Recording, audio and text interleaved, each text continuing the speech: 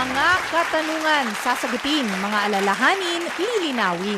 Ito ang programang katuwang nyo sa usaping batas, serbisyo publiko at politika, maging sa kalusugan, pisikal man yan o espiritual. Mga kapatid, ako si Chicky Verhel, pansamantalang humahalili kay Cheryl Cosim dito sa Sagot Kita. Kami po ay napapakinggan nyo sa 105.9 Mega Manila. Yes, rinig na rinig din po tayo dyan sa Davao, 106.7 tayo dyan. Sa Cebu, kanang mga taga dinha sa Cebu, mauni inyong timanan, 101.9. Sa mga taga CDO o Cagayan de Oro, 101.5 po tayo. 89.9 ang True FM po dyan sa Ormoc at 104.7 kung kayo po ay nasa Tacloban. At mga kapatid, bukod sa radyo, napapanood nyo na rin kami sa True TV Channel 19. Channel 19 po yan, sa Signal Cable po yan, okay? Huwag nyo pong kalimutan. At maging sa Facebook at YouTube, i-search lang ang True Network PH. Ayan po. Serbisyo publiko po tayo ngayong araw dahil Tuesday. So sa mga suki dito, alam nyo na po yan. Pag Martes po, ito po talagang pinag-uusapan natin. Sa unang bahagi, pag-usapan natin ang mga programa po ng Department of Migrant Workers. O pag naririnig nyo yung DMW, yun po yun, no? Department of Migrant Workers. Para sa mga distressed OFW naman po natin o yung mga nakararanas ng pang-aabuso. Kasunod yan ng pagpapauwi sa kapatid natin na si Mary Jane Veloso. Oo, big news ito mga a week and a half ago, di ba? Si Mary Jane Veloso. Sa pangalawang kapatid ni Mary Jane Veloso. Yun ang ibig kong sabihin. Kapatid niya ay nakauwi na, pero si Mary Jane hinihintay natin, di ba? Ayun. Sa pangalawang bahagi po, talakayan natin ang kontrobersyal na AKAP program, okay? Yan ang ayuda sa Kapos ang Kita program. Isa yan sa mga inisyatibo ng Department of Social Welfare and Development. Pero nadidikit ang programa sa mga issue ng korupsyon. Hindi po ba? Dapat pa nga ba itong paglaanan ng pondo sa 2025 at sa mga susunod na taon? Tingin nyo po mga kapatid, tutok na sa ating programa dahil sagot ko kayo sa usaping serbisyo. At ito na nga po ang ating question of the day. O, kinig po kayo, dapat bang ipagpatuloy ng DSWD ang AKAP program?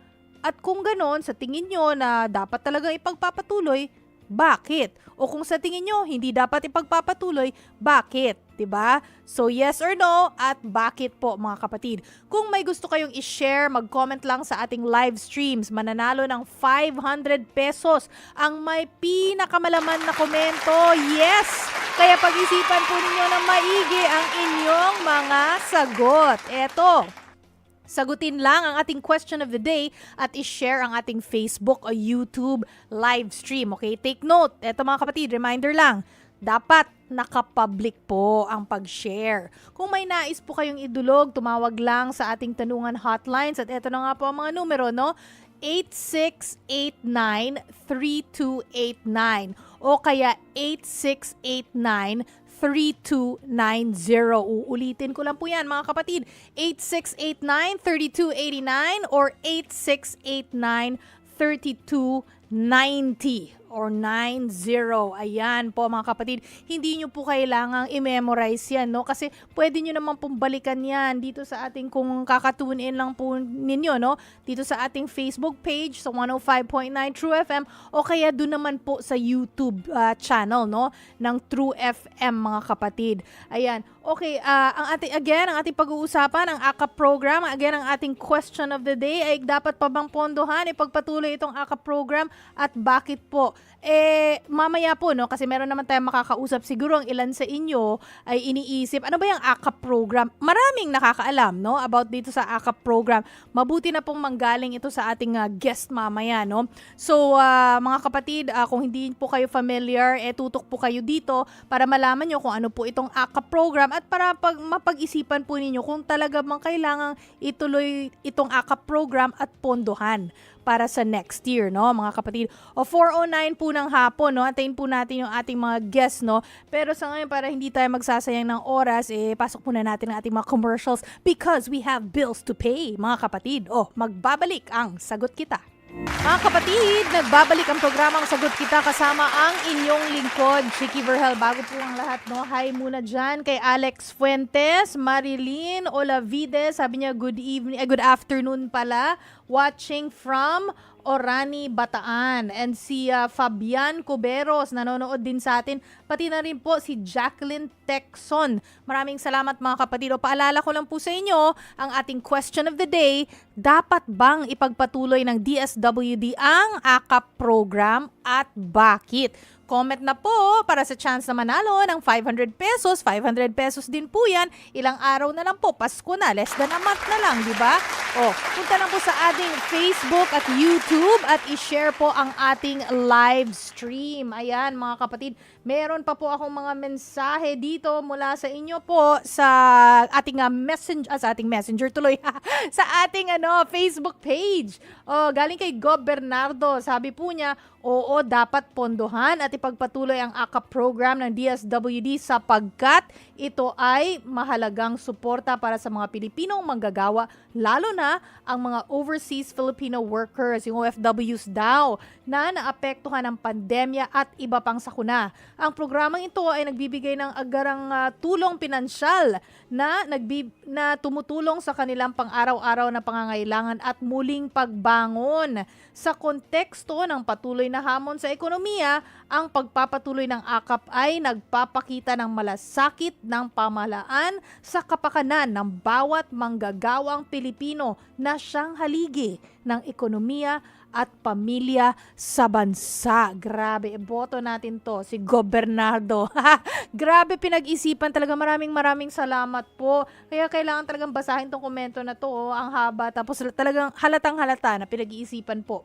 Si Arkan Ibrahim, ang sabi po niya, di po dahil issue ng korap at dahil malapit na ang eleksyon, nagagamit lang ito bilang ayuda at may signature campaign pa para baguhin nila ang batas.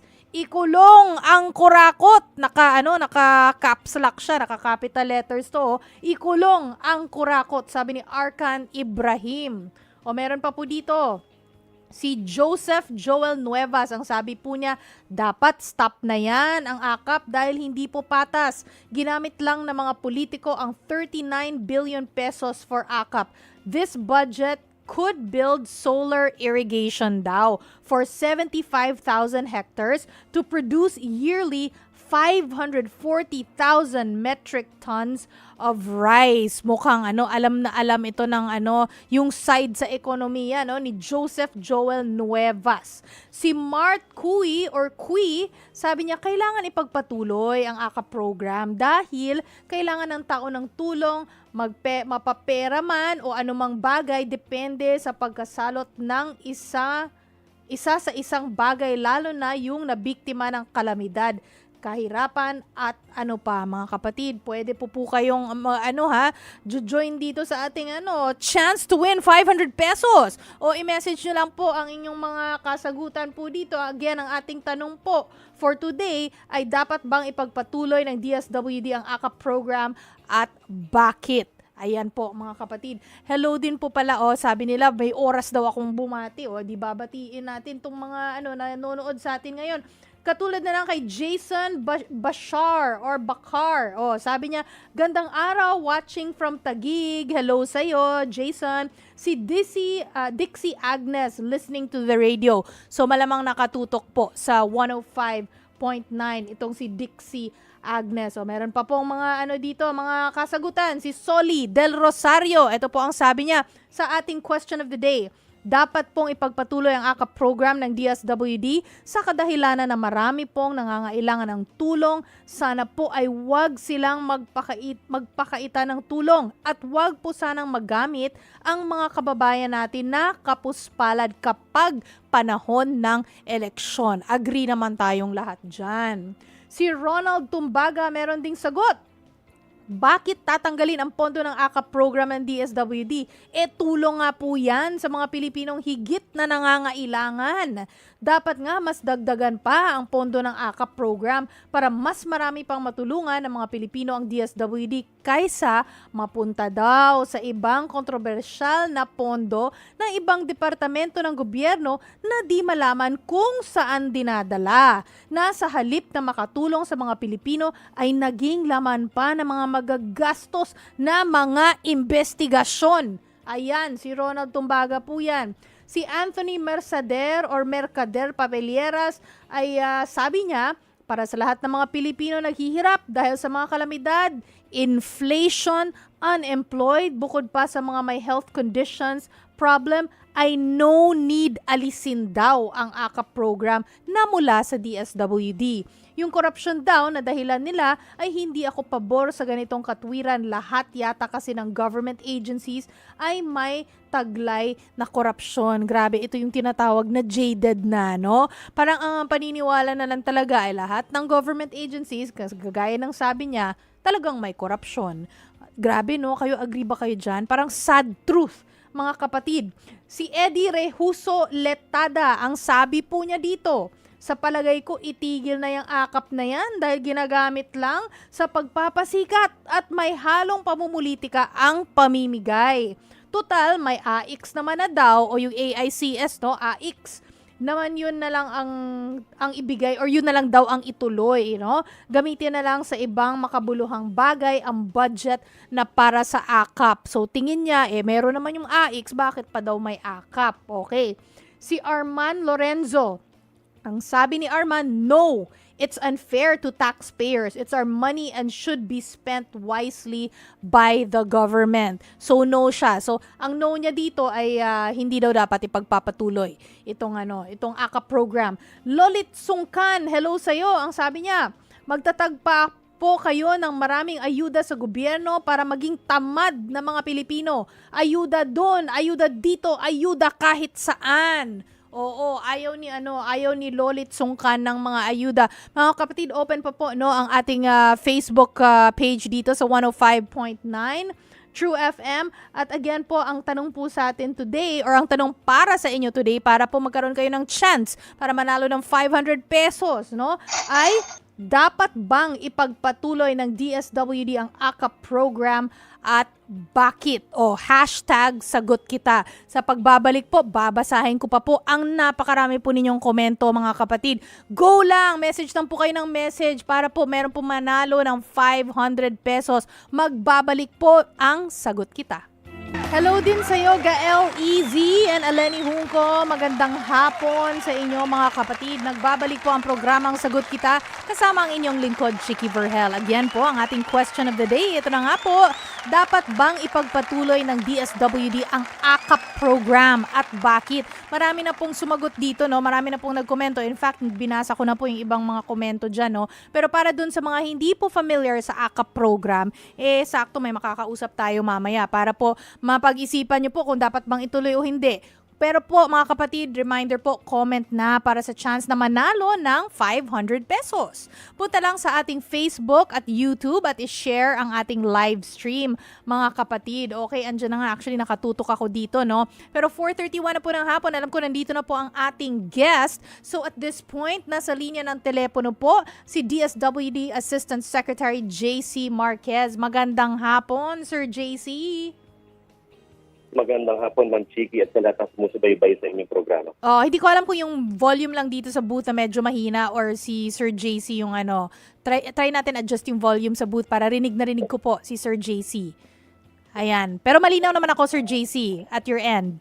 Yes. Ayun, Yes, okay na naman, po. Chicky. Okay Yes. na po. Sir JC, thank you, no? At binigyan mo kami ng panahon ngayong hapon, no? Yung unang question ko po, no? Una sa lahat, ano po ba ang AKAP program at ano ang pagkakaiba nito sa AIX? Kasi kanina may nagkomento po dito na bakit pa tayo mag-AKAP? May AIX naman. Yan nga po, ma'am.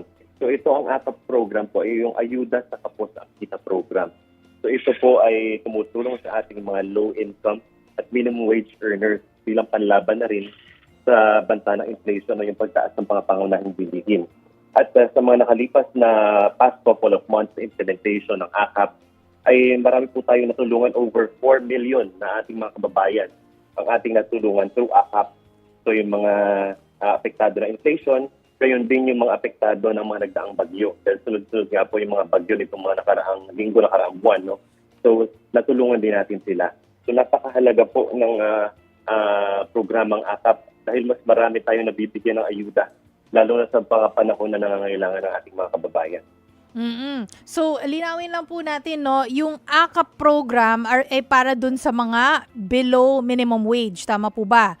Tapos yung Yes, tapos yung assistance for individuals in crisis ay yes. Ang AICSAM po ay isang social safety net. This covers everyone. So, hindi tinitingnan kung mahirap ka o kung ano ang estado mo. So, basta tinamaan ka ng krisis sa inyong pamilya, may nagkasakit, may namatay, may kailangan ng food assistance or anything na kayang ibigay ng ating pamahalaan ay matutulungan, lalo na yung mahirap magkasakit sa ating bansa dahil mahal ang ospital. So, particular ito yung medical assistance. Binibigyan natin sila ng panggamot, pang-treatment, pang-chemotherapy, pang-dialysis, pang-hospitalization. So, napakahalaga ng AIC. So, yun yung difference, no? So, yung mas targeted, yung AKAP, for minimum and low income earners. And then itong AIC naman, this covers almost everyone basta tinamaan ng krisis. ayun po mga kapatid, malinaw na po yan, ha? Okay, malinaw din po sa atin na dapat below minimum wage, no? Kasi medyo 2 beses na natin mention dito. Pero paano nila yan mapapatunayan po, Sir JC? Paano kung walang payslip? Opo, kabilang din dito yung may mga nasa informal economy na, so yung sabi niyo walang payslip. So may sertifikasyon mula sa barangay. May mga dokumento tayo na nire-require na siyang i-assess ng ating mga social workers kung kwalipikado sila makatanggap ng ayuda mula sa programa. Anong klase mga dokumento po ang dapat ipepresenta po nila para po mag-qualify dito sa AKAP program po? Kasi sabi po ninyo, kung wala pong payslip, merong mga dokumento, no, na kailangang i-present. Punta lang po sa barangay ay makukuha ito. Para po, pagpunta nila doon, alam po nilang i-expect nila kung ano pong kukunin nila sa barangay. Yes, yung certificate of residency, and then kung yung may mga nasa informal economy, yung mga drivers, yung mga tricycle operators, so certification mula doon sa kanilang organisasyon sa TODA. So, mula naman doon sa mga riders. So, yung merong certification ito mula doon sa nag-ooperate ng ride-hailing app o ng kumpanya. So, may mga iba-ibang dokumento tayo na nire-require. So, depende doon sa kung saang sektor sila nabibilang. So, merong mga kasambahay, yung mga domestic workers, merong mga karpentero. So, ito yung mga particular na tinutulungan itong ating programa. So pagpunta naman po ninyo ng barangay, no, kung kayo po ay nais na makasali or maisali dito sa AKAP program, alam na po ng barangay kung ano po yung ibibigay po sa inyo, ano po yung kailangan nyo para po mapabilang po kayo sa AKAP program. Alam na po na yung mga dokumento kasi sabi nga po ni Sir or ASEC JC Marquez, no, ng DSWD, iba-iba po, depende po kasi kung ano yung trabaho po natin, no? Okay, Sir JC, magkano ang, may idadagdag po kayo? Ay, sige ma'am, ano po yun? Ayun. Magkano po ang maaari nilang matanggap, no, sa ilalim po nitong AKAP program? So, ang amount po ng assistance o yung ayuda ay nag-range from 3,000 to 5,000 pesos. So, ito po ay may dalawang modality. So, through our central and field offices sa ating mga crisis intervention units ng DSWD at through our partner local government units. So, those who will do the direct payout. So, the funds is channeled through the DSWD, and then ito po ay ini-implement natin gaya na nabanggit in the two modalities, so dalawang pamamaraan. Yung 3,000 to 5,000 po ay one-time po ba ito? Yes, ito ay one-time assistance, no? So, paano po natin na ma-determine kung 3,000, 4,000, or 5,000 yung matatanggap po nila? Yes, ma'am. Ito ay depende dun sa interview at assessment na ginagawa ng ating mga social workers. Base na rin doon sa mga dokumento at yung estado nung nag-a-apply ng assistance. Okay, malinaw po. Pero paano po, Sir JC, kung halimbawa lang, no, rice o food assistance, kumbaga in kind yung assistance, no, ang kailangan ng isang tao. So, paano po makakatulong ang AKAP dito po? Yung makukuha nila na assistance, pwede nilang itong ipambili ng mga sustansyang pagkain kung nangangailangan sila ng kunyari, bigas, di ba? So malaking tulong ito para makabili ng bigas, makabili ng ulam, di ba? Para makatawid sa pangangailangan sa pang-araw-araw. Oo. Ano po ang meron lang na-distract lang ako dito sa isang komento sa ating Facebook page po, no. Sabi ni okay, hindi ko na i-mention yung pangalan niya kasi hindi ko sure, no, kung okay lang sa kanya, pero sabi niya, pinipili lang naman ang binibigyan ng AKAP, mas mabuti kung tanggalin na 'yan. Ano po ang inyong baka po gusto niyong tugunan po ito? Ito naman po yung ating implementasyon ng AKAP ay nababase sa panuntunan o may guidelines tayo na sinusunod. So may proseso po ito na ina-assess ng ating mga social workers, yung mga individuals na sinasubmit sa ating listahan o yung mga nag-a-apply mismo directly sa ating tanggapan, may process kung pinagdadaanan. At dito natin ibabasa kung qualified ba na makatanggap ang isang beneficiaryo ng AKAP. Okay, na-mention niyo Sir JC, no? Mga kapatid, 4:39 po ng hapon, kung kayo po ay kakatunin lang, kausap po natin si Assistant Secretary JC Marquez from DSWD po. Ito po ang programang Sagot Kita. Ako po si Chicky Verhel. O tuloy po natin ang ating tanungan at sagutan po dito, no? Kasi si Sir JC ay na-mention niya na may proseso naman ang AKAP, no? Kaya hindi basta-basta itong mabibigyan o parang kumbaga parang arbitrary yung pagbibigay, no? Kung sino na yung pipiliin, yun yung mabibigyan. Kung ayaw ng tao sa'yo, hindi ka mabibigyan. Parang ganun yung impression, no? Pero Sir JC, dito sa proseso, no, saan at paano itong proseso ng pagkuha ng tulong sa ilalim po ng ating AKAP program? Yes, Ma'am Chiki, no? So gaya na akin nabanggit, may dalawang modality o pamamaraan tayo kung paano natin binibigay yung assistance through AKAP. So yung isa, through our central and field offices sa aming mga tanggapan sa crisis intervention unit. So, yun yung isang pamamaraan o modality. Yung isa naman ay through payout to our partner local government unit. No? So, ito yung first step is may screening na ginagawa. So, Yes, first step po tayo. Mahalaga po yan. So, step by step. So, first step is yung screening. Tinitingnan yung validity at yung completeness ng mga dokumento na sinasubmit ng ating mga aplikante. And then, merong interview. Ito yung step 2, may interview and assessment na ginagawa ni social worker. So, ini-interview niya yung nag-a-apply ng assistance. So, base sa interview, doon i-determine kung ano ba yung nararapat na amount of assistance sa kanya makukuha.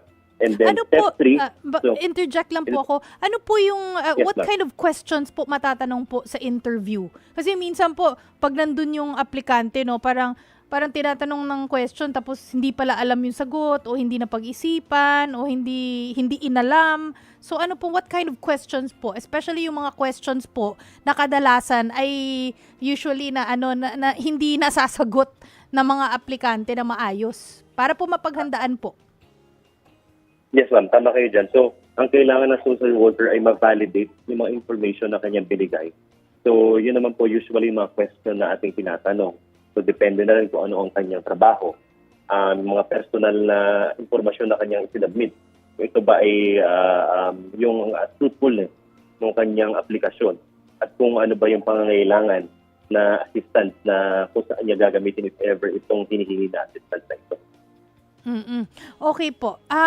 Ito, no, kasi kasabi ni Sir JC kanina, one-time assistance ito. Pero sige, one-time assistance, pwede pang, kasi kunwari naka-enroll ka na or kasama ka na sa AKAP program, one time lang, pero pwede bang lumapit pa ng isang beses pa o pangalawang beses pa? Ilang beses pwedeng lumapit po sa AKAP program ang isang benepisyaryo? Kasi naisip ko, baka okay, pwede akong lumapit ngayon, pero after some time, hindi mo na pwedeng lumapit. Pero when that time passes, pwede na ulit lumapit. Pwede ba yun, Sir JC?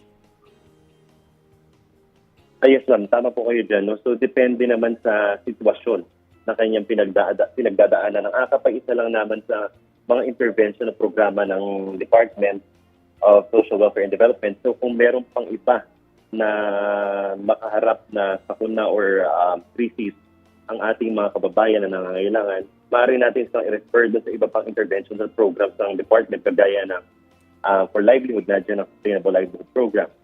Kagaya naman ng AIC, kung meron na kailangan ng medical, burial, or educational assistance. So ito yung iba pang intervention. So yung AKAP ay isa lang naman sa mga ating, kumbaga ay programa para makatugon sa kanilang pangangailangan. Ayun, mabuti at nabanggit ni Sir JC Marquez, no, na isa lang to sa kanilang mga programa sa DSWD. Paano po pag yung beneficiary po ng AKAP ay beneficiary na rin, or yung nag-a-apply pala po for AKAP, no, ay beneficiary na ng ibang programa? Like for example, yung 4Ps po, pwede po ba yun? Ang AKAP, yes po, depende naman po ito. Depende kasi primarily this is for inflation, no?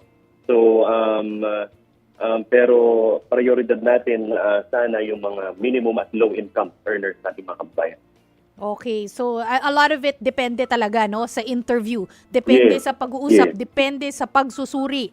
So depende talaga lahat, mga kapatid, pag pumunta na po kayo doon at i-interviewin kayo.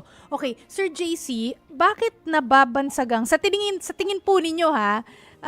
Nababansagan kasi itong bagong PDAF, no, ang AKAP. So sa tingin nyo, bakit po nababansagan ganyan? May papel po ba ang mga kongresista pagdating po sa distribution ng AKAP? Primarily po ang AKAP, this is a congressional initiative.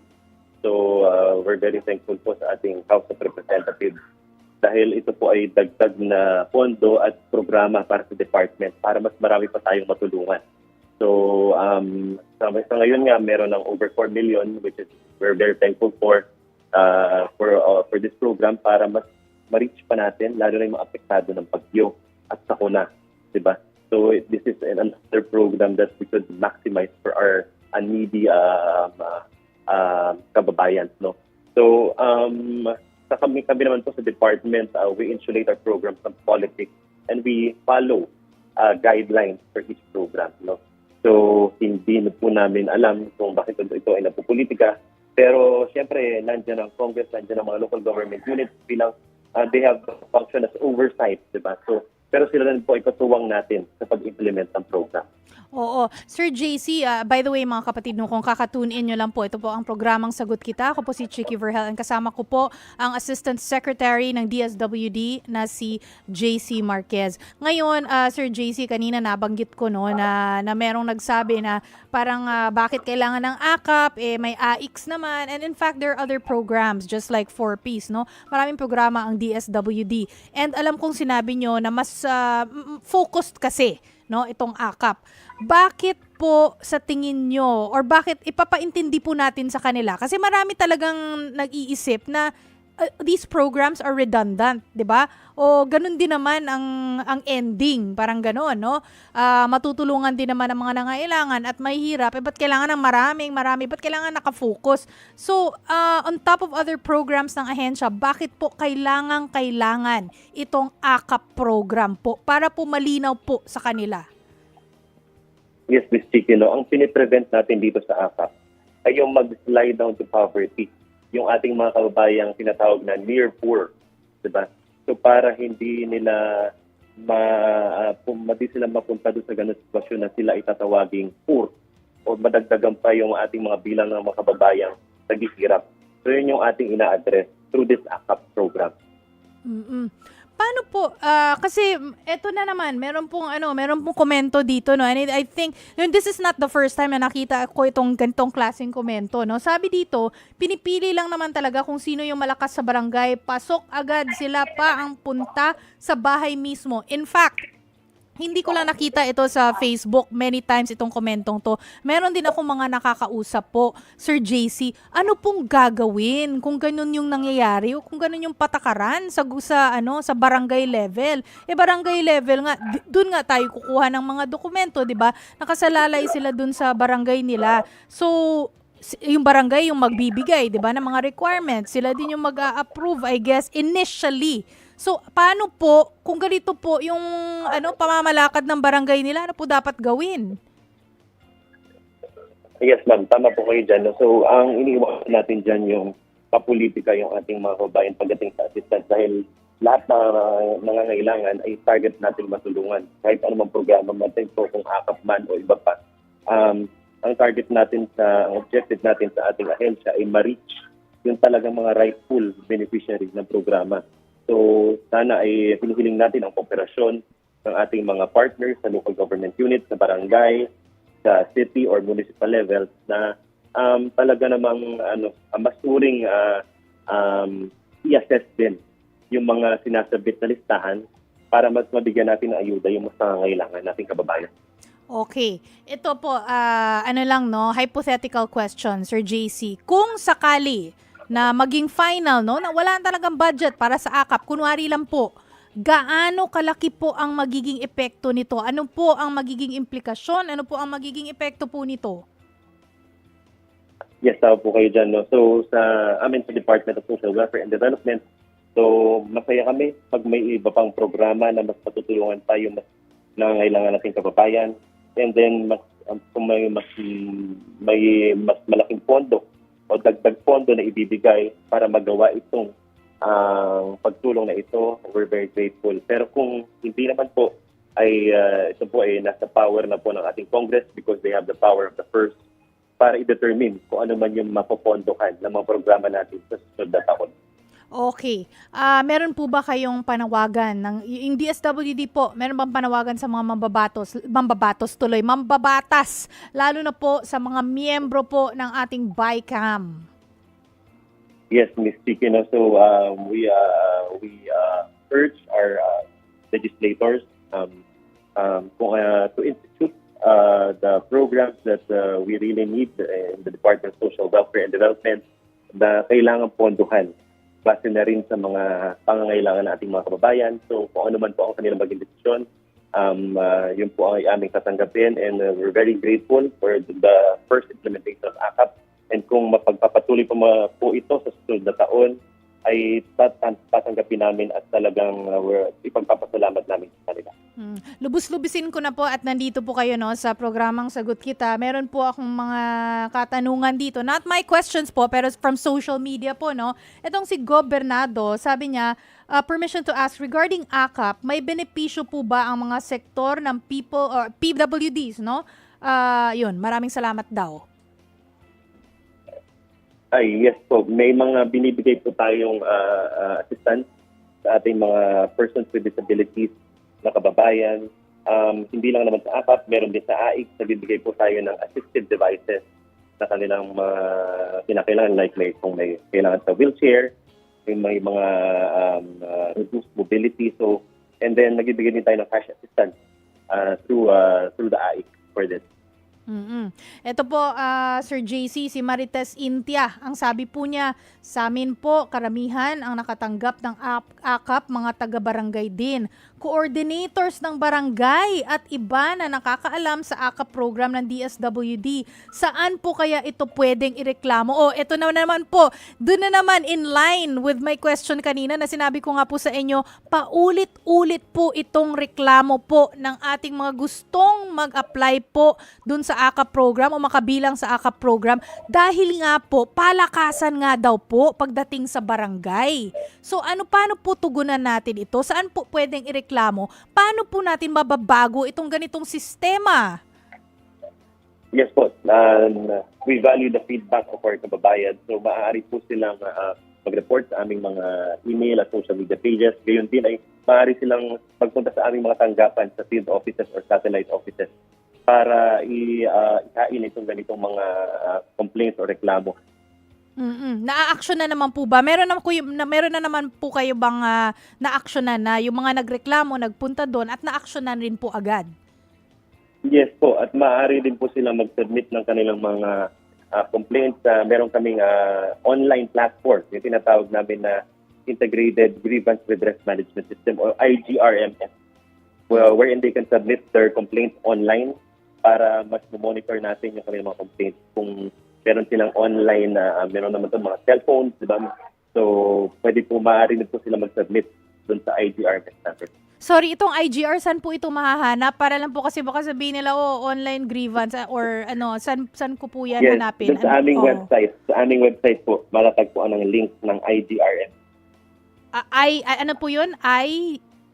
IGRMS. Okay, IGR. So, online grievance. Tapos, yun. Yes. So, sa Yes. ano po ito? Sa website po ng DSWD. No, Yes, hahanapin. yes po. Oo, okay. Yes. Ayan mga kapatid, malinaw na po. Ito si Mark Mendez, ang sabi niya, hindi po ba yan daw yung nagamit sa signature campaign ng Chacha? Ano po ang mechanisms ng DSWD para hindi yan magamit sa korupsyon? Yun po, as we mentioned earlier, meron po tayong mga sinusunod na guidelines sa implementasyon ng programa. At ito po ay ang sektor na ay targeted kung sino yung magiging mga beneficiaryo. May nire-require tayong mga dokumento at dumadaan sa proseso para masiguro yung mga beneficiaryo na dapat tumanggap ng ayudang ito. Yeah, I think base dito sa mga tema po ng mga komento o mga katanungan po nila, no.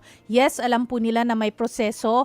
Yes, alam po nila na may mga dokumento na hinihingi, sinusunod ang proseso. Kaso ang ending ay yun nga palakasan sa mga barangay. So I guess yung sinagot kanina diyan, kasi a lot of times mukhang hindi nasusunod ang tamang proseso. So ang sinasabi diyan ni ASEC JC Marquez, ireklamo po natin. Pwede kayong pumunta sa mga DSWD offices. Pwede rin po kayong pumunta online, i-click nyo po, ihanapin nyo po ang DSWD website at i-click nyo po doon yung ulit yun, IGR, tama po ba? IGRMS, yes ma'am. IGRMN, yan, para sa online grievance o yung mga reklamo nga po, pwede nyo pong isubmit online, mga kapatid. At sabi nga ni Sir JC, inassure naman niya na kapag po kayo ay nagreklamo, titingnan naman po nila at maa-action na naman po yan. Ayan, si Jen Marquez, ang sabi niya, saan po ba dapat lumapit kapag need ng tulong sa AKAP? Sa DSWD local office po ba, City Hall o barangay? At ano ang mga dapat dalhin na requirements? Actually, ito ay nasagot na po no, ni ASEC JC Marquez. Pero let's quickly run through it again. Kasi baka naman po, meron pong mga nakikinig sa atin na ngayon lang po nakapasok sa ating programa. Yes po. So, nag-vary yung documents po, depende doon sa pangangailangan at depende rin kung saan sektor sila nabibilang. So, syempre, may valid identification document na binibigay and then merong supporting document na magpapatunay na sila ay minimum wage or low-income earner na ini-issue ng kanilang mga pinapasukan, yung kanilang mga amo or yung from the city or the barangay na ito mga sertifikasyon. And kung sila naman po ay nangangailangan ng medical assistance, so meron itong mga medical certificate and other medical requirements or requests from the doctor na kailangan, or yung billing. So depende po sa pangangailangan, nag-vary po no, yung mga dokumento na kailangan i-submit. And then for funeral assistance, syempre meron ding mga funeral contracts and others na nire-require. So yun po yung mga dokumento. Maaari po kayong bumisita sa aming website para mas makita po ninyo yung mga specific documents. Depende dun sa assistance na inyong kinakailangan. Okay, si Easy Pablo naman, sabi niya ituloy ma'am, AKAP kasi kailangan namin na baldado kaso nawala yung ID ko sa DSWD ma'am. Magagamit ko sana yung pagbiyahe ko kasi pilay ako kasi hindi pa magaling yung inoperahan po kasi yung tuhod niya, no? Paano po kaya yun? Yan po yung tanong niya, Sir JC. Yes po, maaari po siyang basta kumpleto ang dokumento, maaari pa rin siyang mabigyan ng assistance itong si ma'am, no? So, pwede po bang, yes, definitely, maaari mabigyan ng assistance. Pwede po bang, mag-send ng representative, tapos may authorization letter na lang, kahit handwritten letter, tapos padala na lang yung ID niya? Pwede po ba yung ganon? Depende po doon sa sitwasyon ng ating beneficiaryo o yung nag-apply for assistance, no? So, merong mga PWD na tinatawag. So, depende doon sa dokumento na ipipresenta rin nila kung valid and kompleto. Actually, Base yung na rin nagtanong po sa atin, Sir JC, sabi po kasi niya, hindi pa po magaling yung inoperahan ko kasi yung tuhod niya. So, I don't think necessarily PWD siya. Pero inoperahan siya sa tuhod, hindi pa siya magaling, pero kailangan niya ng assistance. Pwede ba siyang mag-send ng representative po, tapos magbigay na lang ng authorization letter, tapos ipadala na lang niya yung photocopy ng ID niya o yung ID niya mismo? Yes po, basta kumpleto yung dokumento na ating nire-require. Basta rin yung Ayun. assistance na hinihingi. Mabuti naman, at least flexible naman ang DSWD dyan. Okay, si Eddie Rehuso Letada, sabi niya sa palagay ko, itigil na yung akap na yan dahil ginagamit lang sa pagpapasikat at may halong pamulitika ang pamimigay. Ayun, ito na nga po yung sinabi pala. Ito pala yung nagsabi kanina na na dahil may AX na. Pero malinaw naman na sinabi ni ASEC JC Marquez na magkaiba po yan. Okay. Maraming salamat, ASEC, sa iyong oras at sa pasensya po na binigay po ninyo. Ang dami naming tanong dito. Ayan po mga kapatid, ang DSWD Assistant Secretary natin for this afternoon na talagang binigyan tayo ng panahon na si JC Marquez. Maraming salamat and have a good rest of the day po, ASEC. Maraming salamat din, Ms. Chiki, sa pagkakataong ito at maraming salamat din sa mga sumusubaybay sa ating programa.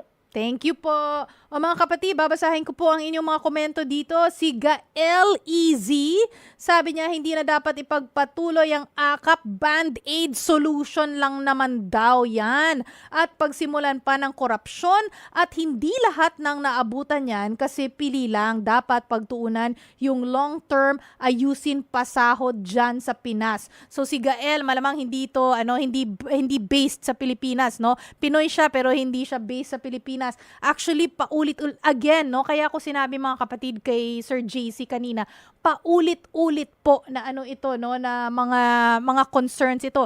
Ito yung may korupsyon, palakasan, pagdating sa barangay, bakit kailangan may ganyan? Dahil redundant naman yan o meron namang ibang mga programa na naa-address naman o natutugunan yung ating mga pangangailangan na maayos naman. So, common concerns na nasagot naman po o sinubukan naman pong sagutin, no, ni Sir JC kanina, ang ASEC po ng DSWD. Si Albert De Los Santos, ang sabi niya, tanggalin ang AKAP dahil pinipili lang ang nabibigyan at nililista na aagawan ng ayuda o tulong yung mga humihingi ng medical assistance gaya ko. Di ako nabigyan ng medical assistance dahil inuna ang AKAP at nagagamit lang talaga sa pangangampanya gaya ng AX, political ang motibo. Ayan po. O eto naman po, si CSSP Anthony Guerrero, ang sabi po niya, dapat po nang ihinto yan kung hindi naman napupunta ang pondo sa mga mahihirap at AKAP kasi kaya ninayakap ng mga politiko ang pondo at ayaw pakawalan. Okay. Si Vicenzo Semiliano, ang sabi, una, stop AKAP kasi hindi siya pinatupad ng tama. Walang proper database screening. Maraming magiging ghost beneficiary dyan. Pwedeng i-modify. Tapos, may third-party verificator. Halimbawa, PSA, na existing ang taong pagbibigyan. At sa registration, may disclaimer na ang walang kapalit ang pag-receive ng ayuda. Janet Briones, ang sabi niya, para sa akin din, ipagpatuloy po ang AKAP sa katulad ng Kapuspalad kasi ang asawa ko po ay isang mangingisda. Natanggal din po kami sa walang gutom. Prodman. Okay. Si Kilvin, sabi niya, hindi na po dahil pinsan ko ay beneficiary niyan. Imbis na 5,000 na makuha, 2,000 na lang. Bakit? Dahil yung 3K pala ay mapupunta sa kinauukulan ang saklap. Diyos ko. Sana hindi na ganito. Si Eddie Latada, sabi niya, dagdag ko lang, tungkol pa rin sa AKAP na yan. Ang nakakakuha lang ay yung mga malalapit sa kusina. Kaya sila lang din ang nauulingan sa programa na yan, natadtad na ng ayuda ng Pilipinas. Okay, konti pa. Si Mark Ramos, sabi niya, sa aking palagay, dapat ipagpatuloy ang AKAP program para magsilbing kaagapay ng mahihirap nating kababayan given na sasalain at bibigyan ng malinaw na patunay na karapat dapat silang tumanggap tulong mula sa AKAP program. At si Antonio Maypa, eto na po mga kapatid, Oo, dapat ipagpatuloy ng DSWD ang AKA program dahil dito ay nagbibigay ng agarang tulong sa mga nangangailangan proteksyon laban sa inflation at pagpapalawak ng saklaw ng social safety ng nets ng pamahalaan para kabilang ang near poor families na pwedeng mabigyan ng tulong o assistance. Oh, marami pa pong mga komento dyan at maraming salamat mga kapatid at kayo ay tumutok dito talaga, no? Ay meron tayong winner for 500 pesos mga kapatid.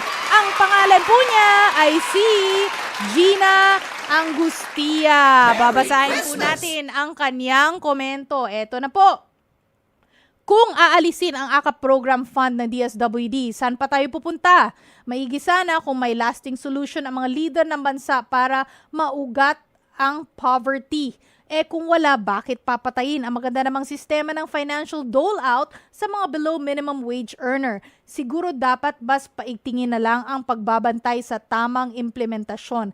Alam naman nating napakababa ng sahod ng manggagawang Pilipino at ayaw magbigay ng tamang aumento ang mga employer. Very valid points actually. Kasi pag magbigay ng aumento ang mga employer, sigurado magle-lay off yan ng mga trabahante kasi hindi rin siguro tama yung na kinikita ng mga employer. Ito naman, tama naman talaga si Gina Angustia. Maraming salamat. And mga kapatid, diyan na lang po tayo, no. Pero reminder kay Gina, pa-message ang iyong detalye sa Sagot Kita with Cheryl Cosim FB page. So yung Sagot Kita with Cheryl Cosim FB page, ha. Okay. 5:03 na po, lumampos po tayo ng konti. Diyan po nagtatapos ang isang oras na tanungan at sagutan. Bukas, abangan nyo ang panibagong episode ng Sagot Kita, Aplikante Serye. Ang makakapanayam ni Cheryl Cosim, ang senatorial aspirant na si Tito Sen. Si Tito Soto po, mga kapatid. Sa ngalan ni Cheryl Cosim, ako po si Chicky Verhel. Sagot Kita.